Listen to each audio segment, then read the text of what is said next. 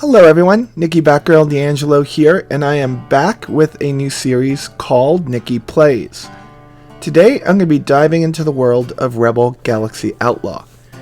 Before we do so, let's go back in time. Let's go back in time to the days when games were on floppies, on multiple floppies even. Let's go back to a time when Chris Roberts ruled the space sim industry, when LucasArts didn't just make flops of games, or pass their name on to people that will make a flop of a game, but actually made some of the best games, like Monkey Island, but also like X-Wing, and X-Wing versus TIE Fighter, and TIE Fighter, and of course, that's me, everyone say hello, and of course, X-Wing Alliance. Let's talk about when Chris Roberts left the wonderful world of Origin and became his own producer over at Digital Anvil, and he made games such as Freelancer. If you take all those games, put them into a Cuisinart, mix them up, you come up with Rebel Galaxy Outlaw.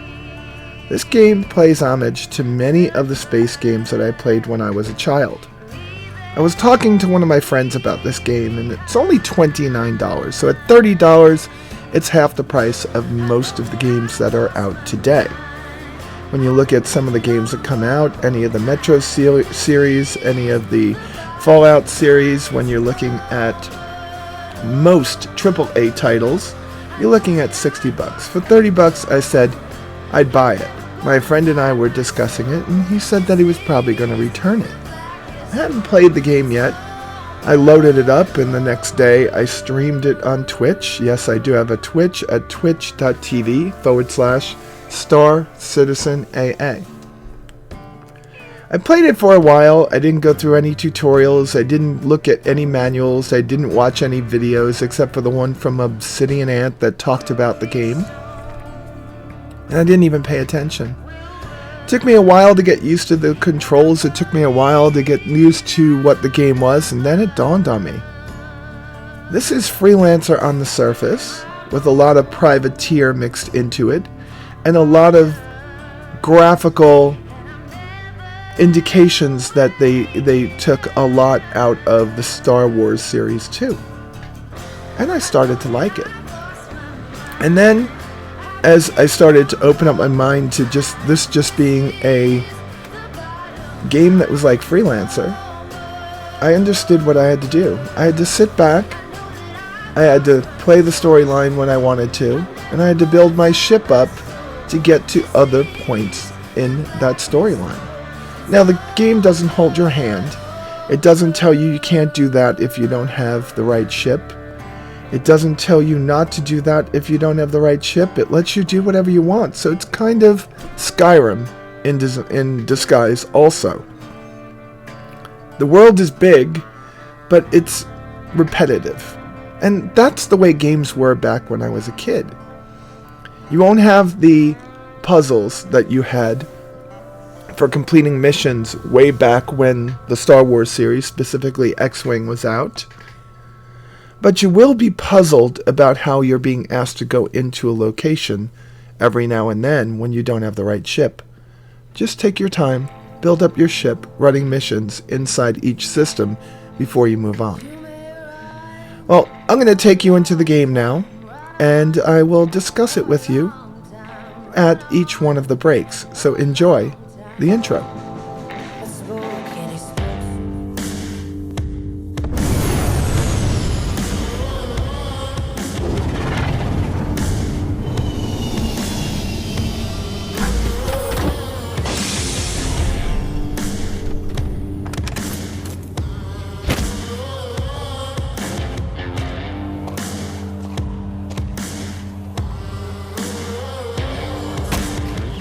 Don't take my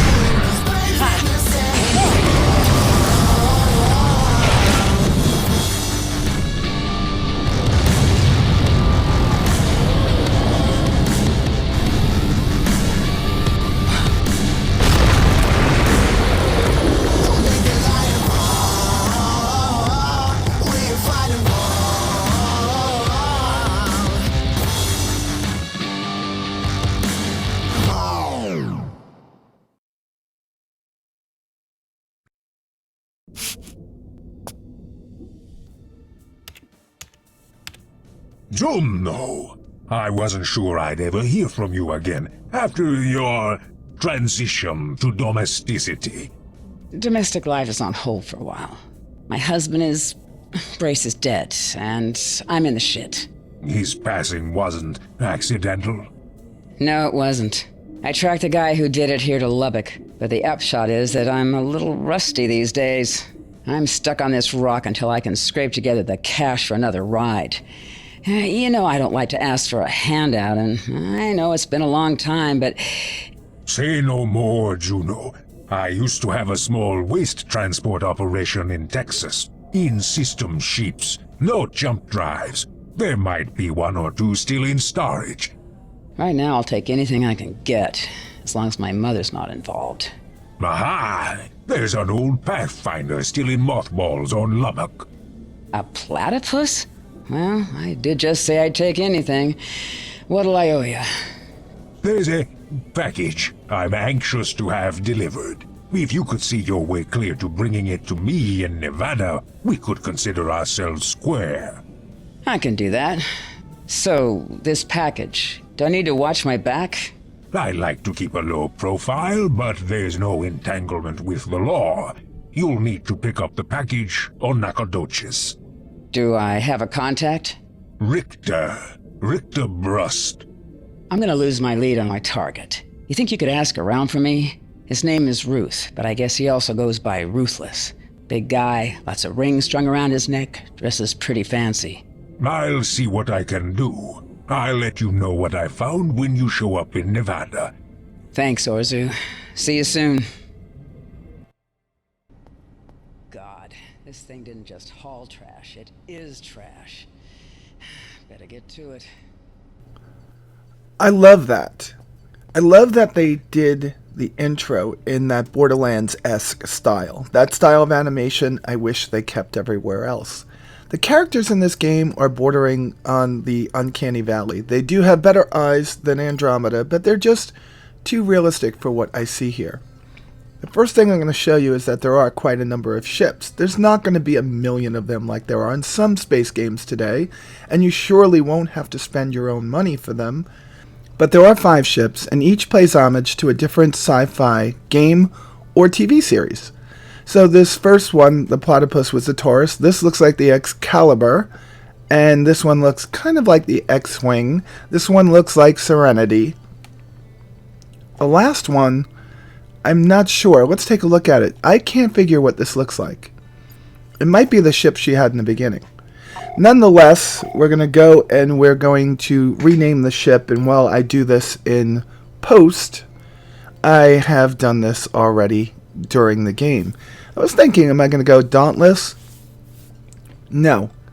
I started to like the game, so I was going to start calling it something Japanese for another game that I played, and I was like, no, I'm not going to do that either. And then as I started writing and I started messing up the word, I said, why don't I just call it Tenacity? Because that's what I've had when it comes to my space games. I've been playing this genre since the genre began, and this game really, really, really shows the tenacity that I have in sticking to this type of game genre. I am very happy with this game. Very happy with it, and we'll bring you through it. Well, first things first. This is a lot like... Yep, it's a lot like the menus inside of Privateer. So the first thing that you do before you go out into the black is make sure that you have a combat laser. You can buy better lasers if you want, but in the beginning you just want a combat laser because you're going to have to start equipping your ship with specific things to advance the storyline along. You're going to need an afterburner, you're going to need a tractor beam, and you're going to need definitely a jump drive at some point. And with those 3 items, you're going to need about 30,000 in cash. Your first missions aren't going to give you that. And believe it or not, the storyline missions generally won't give you any money either. So what you need to do is figure out how you're going to make that money. So every station has a mission board. The mission board is populated with missions given out by the Commonwealth and pirate factions. At least that's what I see. There's two other factions in the game. There's the Merchants Guild and the Mercenaries Guild. Throwback to Privateer, of course.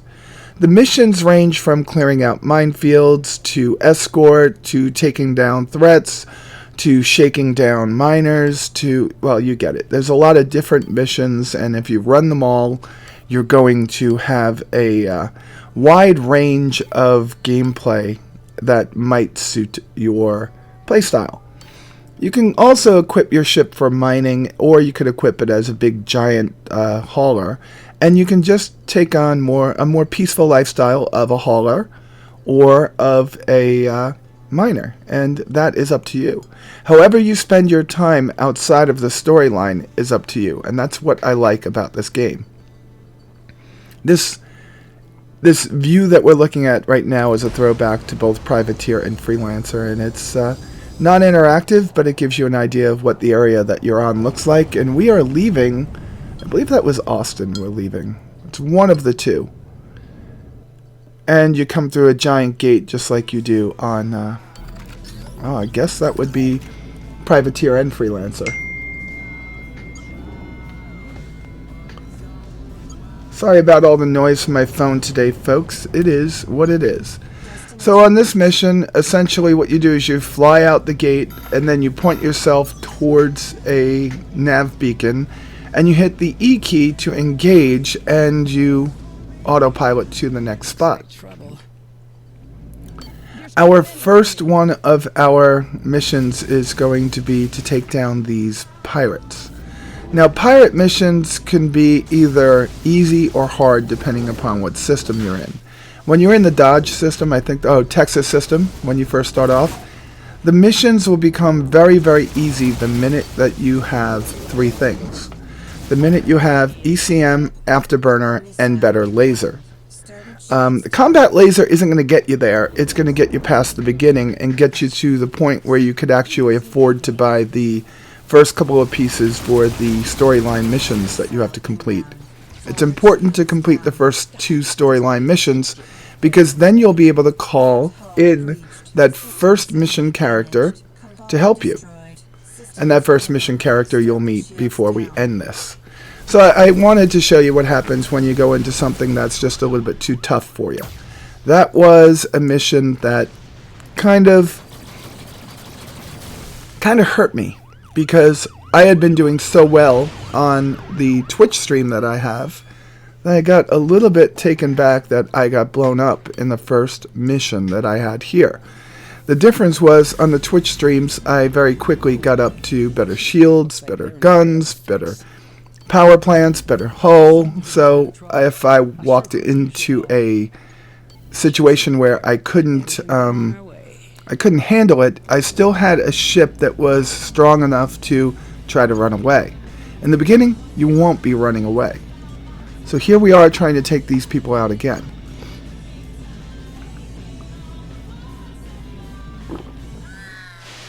Drinking some tea as I'm talking to you. And in the beginning, you have a couple of different methods by which you can control your ship.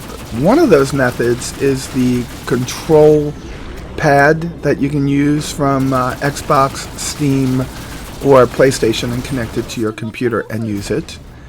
I'm not very good with that at all. I don't use control pads very well. Then there's a couple of different ways that you can use the mouse and keyboard. And in this method I'm using, it's called Veteran. I have two methods of flying. One is myself. I fly the ship. And the other one is I hold down the right mouse button. That's usually when I've gotten the pirate in my sights. I hold it down and the ship sticks to it. And all I have to do is move the ship in micro movements to be able to get myself on target and destroy the sucker, right? I find myself in the beginning using that a lot, and then as I go through the game, I find myself using it less and less. You could also play this in first person or third person view or first person only view. What does that mean? Well, I could play this either way right now, first or third person. So third person gives you a very freelancer-esque look into the world, and this gives you a very privateer look into the world. I find myself working from within the cockpit better. Some of y'all might find yourself working in the 3D view, the outside view, better. I make a lot of mistakes in this game. I do a lot of head-on passes, and we know from World War II head-on passes were pretty much death for both most of the time. But nonetheless, and this is how I take on most of these little ships, because once you have a couple of combat lasers, they're pretty easy to kill. Your lasers on this ship are gimbaled, so they will follow the target if it's within your center canopy over there. And they'll follow it for a ring, I think, that's just a little bit bigger than the reticle. So if you keep it inside the reticle, it's definitely, if you keep it just a third more outside that reticle, you're still going to have some kind of tracking with the weapons. Makes it easier in a world where the controls are twitchy and jerky. The space stations are made to look kind of cool, kind of like they were in Freelancer and in, of course, Privateer, the old Chris Roberts games. There is no manual landing. It's all automatic. You could either fly up to the door or just fly into the side of the actual space station and hit the E key for engage and engage the autopilot or auto docking sequence. The animations are kind of cool. I like it. Objective complete. Cargo removed. Each one of the landing areas is going to have a different look and feel to it and give you another look on the ships that are in the game. And the interiors are very, very well done. This first system is Austin, of course, and we have Lubbock and Amarillo and quite a Nacogdoches and quite a number of other places to visit here. You could actually stay in this system for a while, accumulate a bunch of money by doing mining, and then buy your first ship as the most expensive ship in the game, the Coyote. So you could start off the whole storyline with the biggest, baddest ass ship that there is. We're not going to do that, but it is possible. It'll take you some time, but you can do it.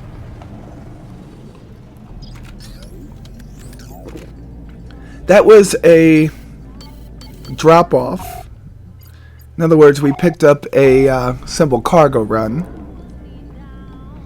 Now we have to do some patrol points. Now, I'm going to spend a lot of time on doing these type of missions so I can get enough money to get a couple of things that I need for the story playthrough.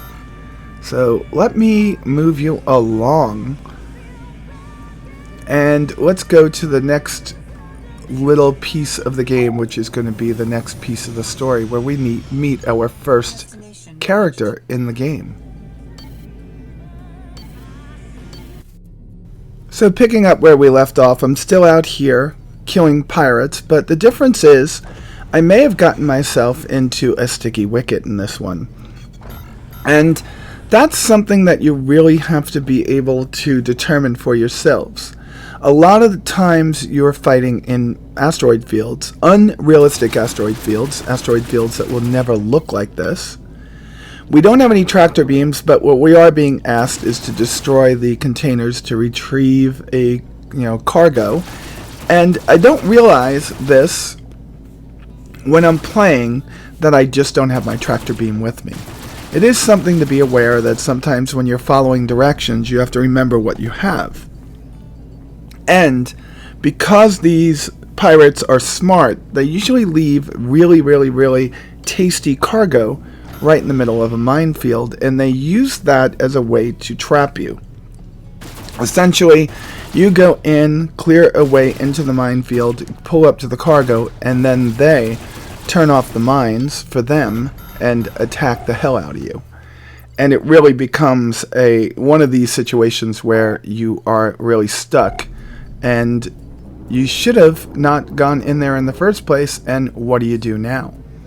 So with no tractor system, which is what he keeps on telling me, I think I have it, I don't. I just continue trying to do this, and it is something I want you to be aware of, so I decide to bug out and try to make it home. So I get my mission complete on this one, And then I point my nose back towards the pearly gates, or I should say the Nacho Grande gates of Nacho Dulces, and we'll be there in just a few moments. Now, the next part of this video is just going to be letting you listen to the communication between my character and Juno, and of course the first character in the game, Richter. And Richter is a character. He's a character that stepped right out of Fallout 5. You'll see what I mean in just a few minutes. It's kind of cool, kind of fun, kind of at the same time. I really do enjoy the little banter that they have. There wasn't any kind of conversation trees built into this game, so it is a storyline on rails, but so were most of the storylines that we played through in the past. Wing Commander did have the whole conversation built in, and it also had the branching story arc, the branching tree, that lets you either win multiple different ways or lose in multiple different ways. This is more or less a game on rails, but I still think it's done well. So the first thing I need to do is just invest 15 credits in repairing my ship. Then I have to go into my weapons, and I am going to install my second combat laser. And then I'm going to go in here, and I think I have just enough money for it. I do, my afterburner. So the first one of the updates that we need is the afterburner. So we have the afterburner.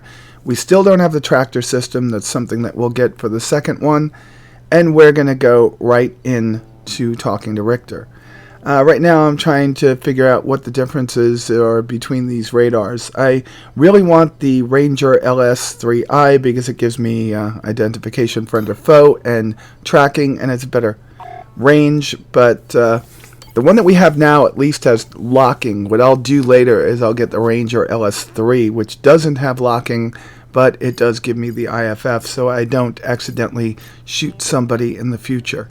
That's something that you might want to think of yourself. Alright, so any minute now we're going to be jumping into Richter. Richter? A friend of mine told me I'd find you here. You Juno? Orzu told me you'd be coming around. Truth be told, I thought he'd be sending someone with more, recent experience. So much for my reputation preceding me. Well, here's the thing. That package, I don't exactly have it with me. Are you shitting me with this? See, the thing is, the package is a little bigger than a bread box, and it's on a Brust Arms convoy that you're gonna have to liberate it from. This package delivery suddenly turned into a hijacking job? Orzu gave me a damn garbage truck. I'm not sure this works out as an equitable arrangement. Don't hang this on me. Now, if we do it right, won't even have to be any hijacking, because as a member of the Brust family, I can access the repeater codes that track the shipment. Hang on. If these are Brust codes, then we're stealing something from your own family business? This doesn't make any sense. It's not stealing if it's my business. My brother and I just have a difference of opinion about this, and I want to avoid a nasty argument. Xander likes to lord it over me that he was born first, and la-dee-da, he's the CEO. But we both know that when it comes to getting things done, it's old Richter who pulls the sled. I can already tell this is a terrible idea, but I got my own problems that need solving, so let's just get it over with. What do we have to do? First order of business is to get those codes. I thought you just said you had them. I said I could access them. They change on a fixed schedule every second solar day. So what we gotta do is head to the signal repeater and get them from the source. Right. Little man, I know a bullshitter when I meet him, and this whole planet of yours stinks. But Orzu did me a solid, so we're gonna do it. If it goes bad, though, you know whose ass I'm gonna kick. Calm down, calm down. You'll see. It's gonna be smooth sailing. And there you have it. We completed the epilogue to Rebel Galaxy Outlaw.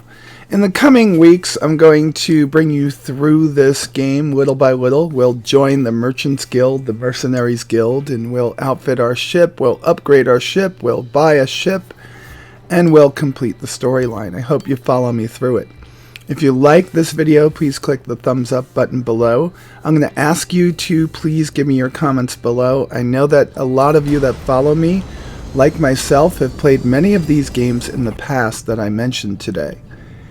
And of course, if you do subscribe to my channel, please click on the notification icon so you can get notified of all my future videos. Whatever YouTube did, you won't see any of my videos unless you do that, so that is the best way to see when I release them. I still will be tweeting out when I do. There's going to be a uptick in videos from me over the next couple of months. I'm going to get back into it. Everything that's been going on in my life will be described in my next State of the Game for Star Citizen, so you'll have an understanding of why I haven't been doing videos for a while. And don't forget, as I continue to bring you content and I get back into the rhythm of releasing 3, 4, 5, 6, 7, 10 videos a week, that there's always a Patreon that helps my channel and helps me take care of some of the costs of doing a YouTube channel these days, like the extra bandwidth for my internet that you get charged here in Georgia. Alright folks, with that said, you all be safe out there, and I will talk to you soon.